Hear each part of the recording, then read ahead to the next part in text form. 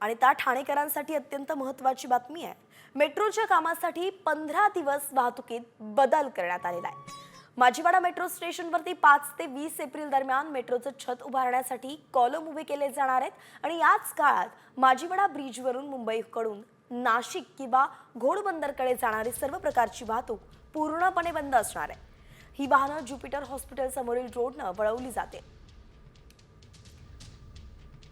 तर नेमकं कसा बदल असणार आहे याचा आढावा घेतलाय आमचे प्रतिनिधी विकास काटे यांनी। पाहूयात।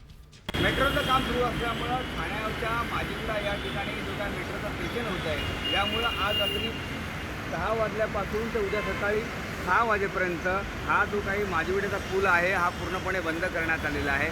जी काही वाहनं असतील ते ठाण्यावरनं घोडबंदरच्या दिशेने किंवा मग ठाण्यावरनं नाशिकच्या दिशेने जाणार असतील ते पुलाच्या वर न जाता पुलाच्या खालून जाणार आहेत। त्यामुळे नक्कीच वाहतूक कोंडीचा सामना पुन्हा एकदा ठाण्यावरनं नाशिक किंवा मग ठाण्यावरनं घोडबंदर रोड या ठिकाणी जाणारे जे काही नागरिक आहेत किंवा मग प्रवासी त्यांना सहन करावं लागणार आहे।